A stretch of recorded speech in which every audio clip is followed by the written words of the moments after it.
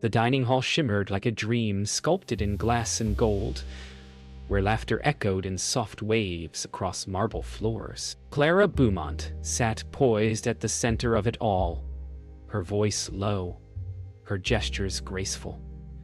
A living emblem of poise among those who measured worth in whispered gossip. Ethan Morales glided between tables, his tray balanced with quiet precision, eyes trained on the rhythm of service that never paused long enough to breathe. From her seat, Clara caught his focus, the way his attention carried respect rather than fear.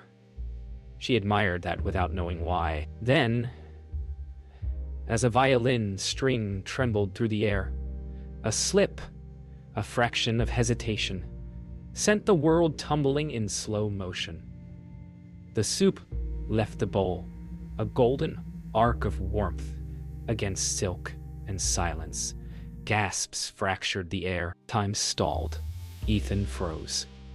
Every eye turned toward Clara, waiting for a storm that did not come. The silence after the spill was louder than any cry. Ethan stood frozen, his mind replaying the moment like a cruel echo. The scent of rosemary and truffle filled the air, clashing with the metallic taste of panic in his throat. Clara looked down at the stain on her dress, then at him. Not with anger, but with an unreadable calm that unsettled everyone watching. Diana Cole broke the silence first, her voice sharp as glass, hissing about ruined culture and standards. But Clara didn't move. She simply placed her napkin aside and whispered something so soft only Ethan could hear. "Are you all right?" The words hit harder than blame ever could. He blinked, unsure if he'd heard her right. In that pause, the restaurant seemed to breathe again, the storm dissolving into quiet disbelief. Samuel Reed broke through the stillness like a man desperate to rewrite a scene before it reached the press. His voice was polite, but panic quivered beneath each word. "Madame Beaumont, please accept our sincerest apologies. We'll replace your meal immediately." Ethan's lips moved to speak, but Samuel's glare silenced him. Clara turned her gaze to the manager, not coldly, but firmly, as though measuring the worth of his fear. "That won't be necessary," she said, her tone gentle yet absolute. "Accidents happen." The words struck Diana like a slap. Her expression twisted in disbelief. For the first time, Ethan exhaled, shoulders lowering slightly. Around them, whispers began, not about the stain, but about the woman who refused to be cruel. When Ethan finally found his voice, it trembled like a confession. "I'm so sorry, ma'am. I didn't mean..." Clara raised a hand, cutting through his panic. "It's all right," she said softly, her eyes not leaving his. The sincerity disarmed him. No customer had ever asked if he was okay. Samuel stiffened, fearing further embarrassment, but Clara's calm was unshakable. "Please," she added, "don't let this ruin your night." The simplicity of it, the reversal of roles, left Ethan speechless. Around them, the murmurs faded into something gentler, not pity, but awe. For the first time that evening, Ethan realized that grace could silence a room more powerfully than status ever could. The moment dissolved slowly. Clara stood, her chair gliding soundlessly against the marble. She looked down at Ethan and offered a faint smile, not of pity, but of understanding. "Accidents don't define us," she said quietly, taking her shawl. The words lingered as she walked past the whispering tables, each step measured and serene. Diana followed, still muttering about ruined fabric, but her voice sounded small now, hollow against Clara's silence. Ethan stood motionless, tray in hand, watching her leave. For the first time in his career, a guest's kindness felt heavier than reprimand. Samuel placed a hand on his shoulder, but Ethan barely noticed. He was still hearing Clara's voice, still wondering why her calm felt like mercy. The door closed behind Ethan with a soft click that sounded far louder than it should have. The manager's office was narrow and windowless, filled with the hum of old refrigeration units and the faint scent of detergent. Samuel Reed paced behind the desk, muttering about reputation reviews and high-profile clientele. Ethan stood still, staring at his shoes. Every word of Samuel's lecture blurred into static. His thoughts weren't on his job. They were on Clara, her voice, her calm. She should have yelled. She should have demanded his dismissal.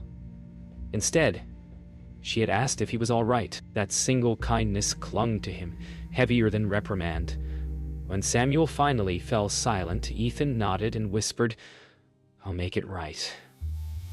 But deep down, he didn't know how. The city outside the tinted windows flickered like a string of memories Clara couldn't quite hold. Diana's voice filled the car, sharp and incessant. Complaints about service, stains, and how people like that shouldn't work in fine dining. Clara stared out at the rain-slick streets, watching her reflection blur in the glass. She barely heard a word. In her silence, she replayed the moment. Ethan's trembling hands, the fear in his eyes. That fear was something she remembered from another life, long before the luxury, when she'd waited tables in a small cafe to pay for college. A faint smile touched her lips, invisible to Diana, who mistook it for denial. But Clara wasn't thinking of the soup anymore. She was thinking of Grace. How easily it's forgotten when life becomes too comfortable. Back in the restaurant, the dining hall had returned to its rhythm, but the kitchen carried the residue of embarrassment. Ethan stood at the sink, scrubbing plates as the last guests lingered above. His hands moved mechanically, his mind adrift. Every clang of porcelain was a reminder of the moment he'd failed, yet somehow been forgiven. A fellow waiter offered a sympathetic glance, but Ethan barely noticed. The image of Clara's calm face wouldn't leave him. It felt undeserved, almost haunting. When Samuel passed through with a ledger tucked under his arm, he paused just long enough to say, "You're lucky she didn't complain." Ethan nodded, though he didn't feel lucky. He felt something else entirely. A quiet ache to prove himself worthy of that race. Her penthouse was everything the world imagined perfection to be. High ceilings, floor-to-ceiling glass, and a skyline that glittered like an apology. But Clara felt small within it. She stood before the mirror, tracing the faint stain on her dress, its outline like a memory, refusing to fade. She thought about Ethan's face again, the panic, the vulnerability, and how in that moment she had seen her younger self. For years, she'd been praised for her poise, but now she realized it had always been armor. Tonight, for the first time, she'd worn grace without pretense, and it had felt human, real. She smiled faintly, then whispered to her reflection, "I remember what it felt like to be afraid." Past midnight, Ethan dialed his mother's number, his voice low and tired. Mrs. Morales answered softly, half asleep, her tone instantly warm. "Rode?" she asked. Ethan hesitated, then laughed weakly. "You could say that." He told her everything. The spill, the silence, the woman who didn't shout. His mother listened quietly. "Then she's one of the rare ones," she said finally. "Hold on to that. People like her remind us who we can still be." The line fell quiet for a moment. Ethan leaned back against the wall, the city hum outside his small apartment window. Somewhere between exhaustion and reflection, he smiled. A quiet, grateful kind of smile. For the first time in months, he didn't feel entirely small. Morning sunlight spilled through Clara's penthouse like a quiet confession. The city below shimmered in early calm, unaware of the small moral shift unfolding above it. Clara sat with her coffee untouched, staring at the folded napkin she'd carried home without realizing the same one Ethan had handed her in panic. There was a faint trace of soup on its edge, but something about it felt grounding, real. Her assistant called to confirm a noon charity meeting, but Clara declined. Today, she couldn't pretend. There was something unresolved. A feeling she hadn't known in years. The need to make things right. Not out of reputation, but out of heart. At the restaurant, Ethan adjusted his uniform with practiced precision, but his movements lacked their usual rhythm. The night replayed in fragments, the look in Clara's eyes, her calm voice. He expected never to see her again, yet part of him hoped otherwise. When Samuel passed by with a curt nod, Ethan understood that his job was safe, though his pride was still bruised. As the morning rush began, he found himself glancing toward the entrance more often than necessary, as if the universe owed him one more moment to make things right. He didn't know why he cared so deeply. Perhaps because her kindness had reminded him of something his mother always said: how people treat you when you falter reveals their truth. Just before noon, the door opened, and there she was. Clara entered quietly, without entourage or announcement, the hum of the restaurant dimming as eyes turned toward her. Ethan froze mid-step, unsure if he should approach, but she offered a small nod, the kind one gives to an equal, not a subordinate. "Good afternoon," she said gently, as though nothing monumental had passed between them. He stammered a greeting, his pulse quickening. "I wanted to see you," she continued. "Yesterday was unusual. I don't like leaving things unfinished." Ethan tried to apologize again, but she shook her head. "You already did," she said. "Now let's start over."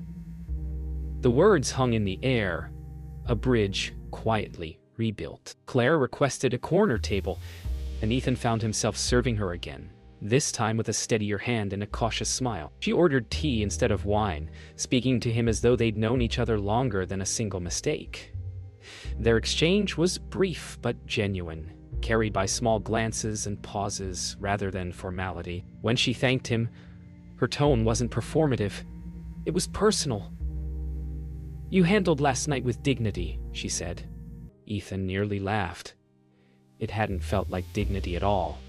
Yet hearing it from her felt like forgiveness. Samuel lingered nearby, confused by the strange warmth between them, but said nothing. The power dynamic had quietly shifted, and neither of them pretended not to feel it. When Clara rose to leave, Ethan escorted her to the door. She paused, turning to him with a look that felt both knowing and kind. "You remind me of someone I used to be," she said. "Don't lose that sincerity. The world will try to take it from you." Ethan nodded, the words sinking deeper than he expected. "Thank you," he said simply. She smiled, a small, genuine curve of her lips, then stepped out into the afternoon light. Ethan stood there for a while, watching her disappear into the flow of the city. For the first time since the accident, the weight he'd been carrying felt lighter, replaced by something harder to define, maybe even hope. Autumn light spilled through the trees like liquid gold, brushing the edges of Central Park with warmth. Clara walked alone, her heels crunching softly on the gravel path, her mind quieter than it had been in weeks. Near the benches, she spotted a familiar face, Ethan, dressed casually, feeding crumbs to pigeons between phone calls. For a moment, she hesitated. Approaching him outside the restaurant felt strange, too intimate. Yet something in his gentleness drew her closer. When he looked up and recognized her, surprise lit his expression. "Non Beaumont," he said, half standing. She smiled. "Clara, please. I think we've earned first names." That broke the awkwardness. They both laughed, not loudly, but enough to make the air feel lighter. They found a nearby cafe, small, quiet, the kind where the air smells of cinnamon and rain-soaked streets. Over steaming mugs, their walls began to lower. Clara spoke about her charity work, the constant performance of being perfect. Ethan listened, then admitted how he worked 3 jobs to keep his mother's treatment going. Their worlds couldn't have been more different, yet their fatigues sounded the same. "I used to think money solved everything," Clara said softly. "Now I think it only hides what's broken." Ethan smiled faintly. "And I used to think success was freedom," he said, "but sometimes it just feels like running." The moment stretched. 2 truths meeting in the quiet. As the rain deepened, conversation drifted toward memory. Clara confessed she once waited tables during college. The only job where you learn humility the hard way? Ethan laughed, shaking his head in disbelief. I would have never guessed. She smiled. That's because the world doesn't reward remembering where you started. For a moment, their laughter mixed with the patter of rain against glass, natural and unforced. They weren't rich or poor, employer or employee, just two people finding quiet honesty in each other's company. When Ethan glanced out the window and said softly, "You made last night easier than it could have been," Clara answered. "Maybe you made it realer than it should have been." When the laughter faded, silence took over. But it wasn't awkward. Clara's gaze lingered on Ethan for a moment longer than necessary. "You remind me," she said softly, "that kindness isn't weakness."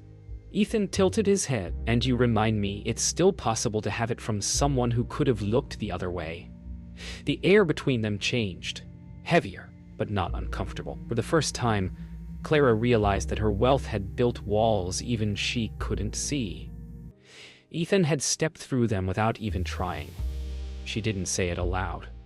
But in that moment, she envied his simplicity, his sincerity. The rain outside slowed to a gentle drizzle, as if the world was pausing to listen. When the rain finally stopped, they stood outside beneath the cafe's awning. The city had softened, its noise replaced by the hush that follows a storm. Clara looked at Ethan, uncertain whether to say goodbye or something more lasting. "You'll do great things," she said at last. "Maybe not big ones, but the kind that matter." He smiled, his breath fogging faintly in the cool air. "And you'll keep surprising people," he replied, "especially the ones who think they know who you are." They both laughed again.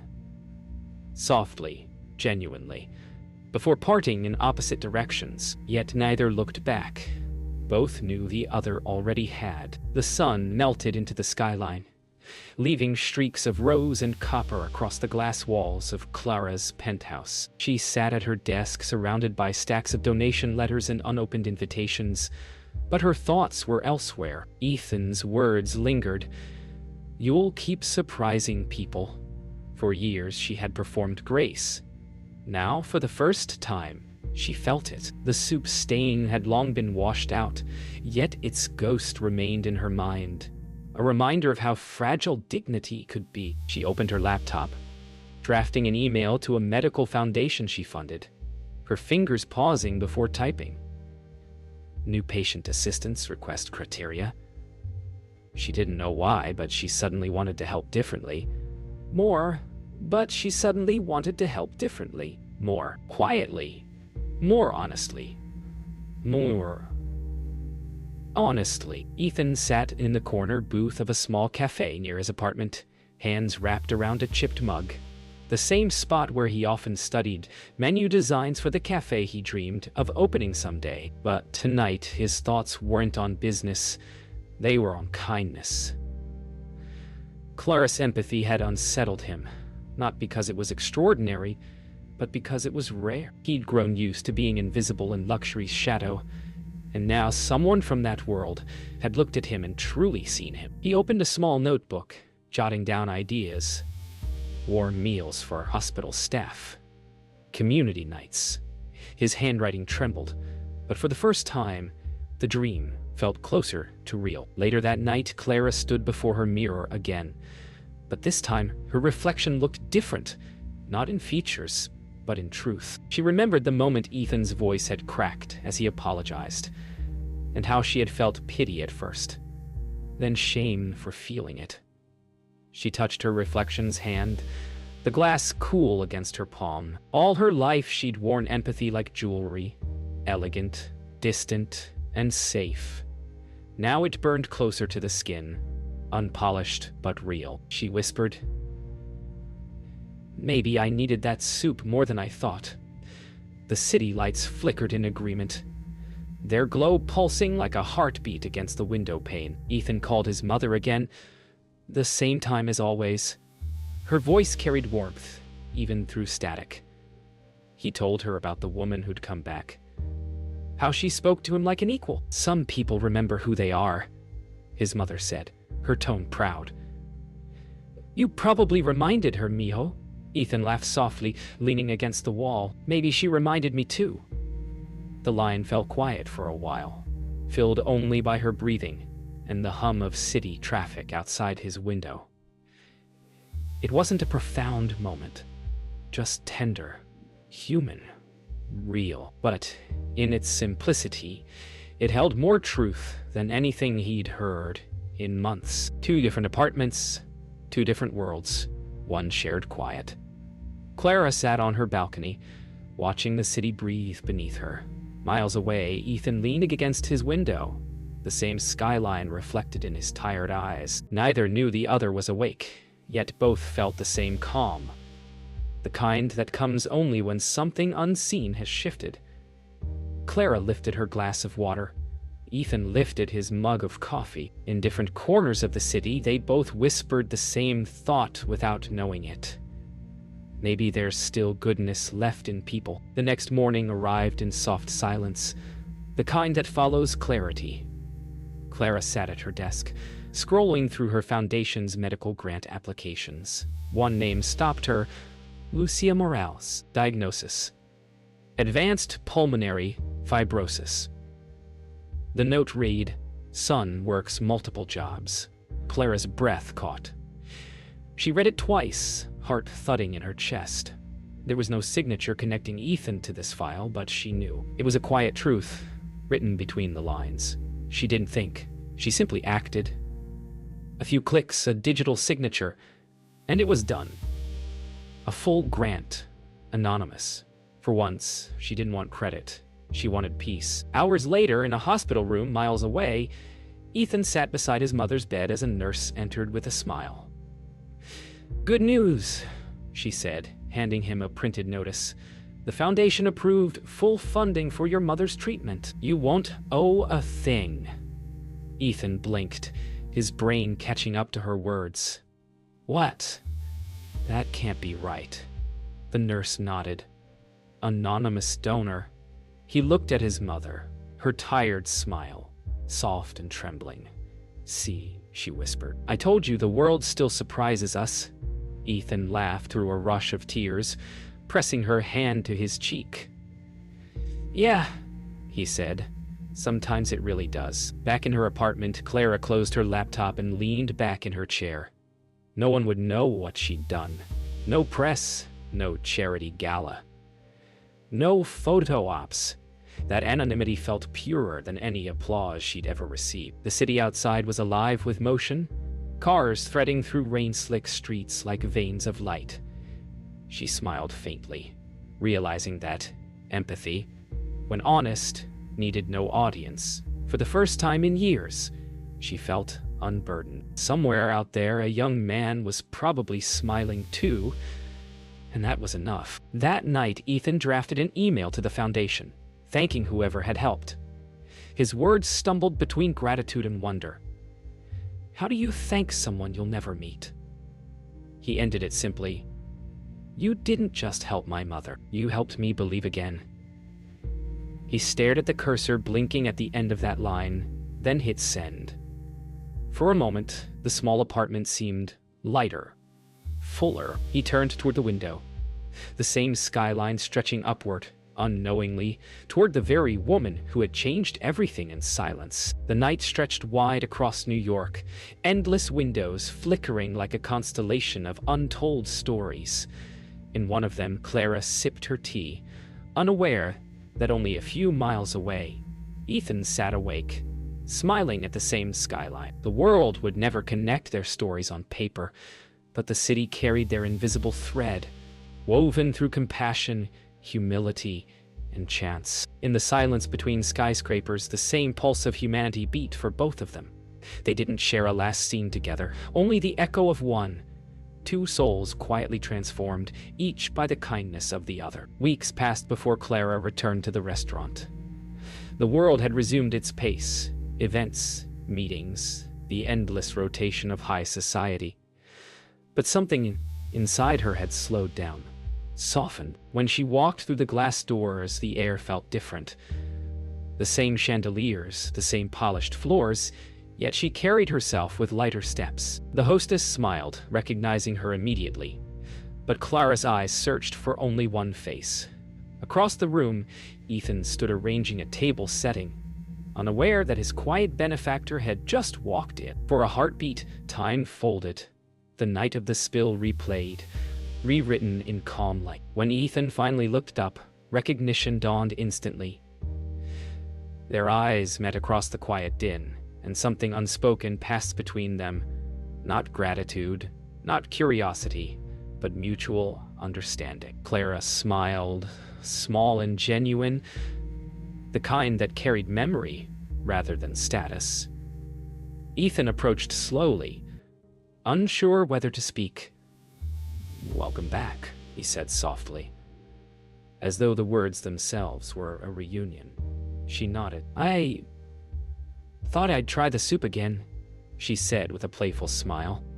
They both laughed, the laughter of two people who had survived embarrassment and found humanity in it. As Ethan served her table once again, conversation flowed naturally about weather, books, and coffee, rather than charity galas or menus. She didn't mention his mother. He didn't mention the donation. Their connection existed in silence, unspoken but understood. For the first time, they talked as equals. Two people with different paths, same heart. When Clara complimented the soup, Ethan grinned. "No spills this time." She laughed. "Even if there were, I'd call it art." The manager watched from a distance, confused by the ease between them. But it didn't matter. For Clara and Ethan, the story had already moved beyond apology. This was grace returning full circle. As the meal ended, Clara stood and met Ethan at the counter.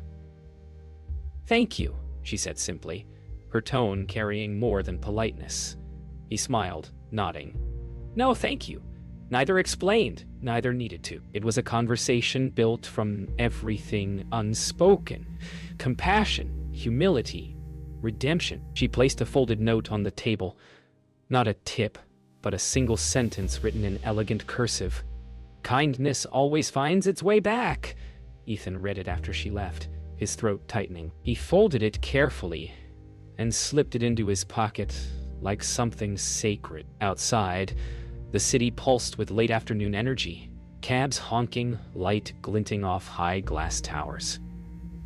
Clara paused at the curb, the breeze catching her hair. Inside, Ethan watched her go, the folded note still warm in his hand.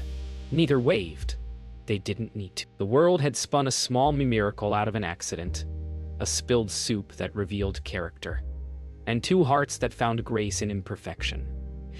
As she disappeared into the crowd, Ethan turned back to his work, smiling quietly. Sometimes the greatest stories end not in grand gestures, but in shared humanity.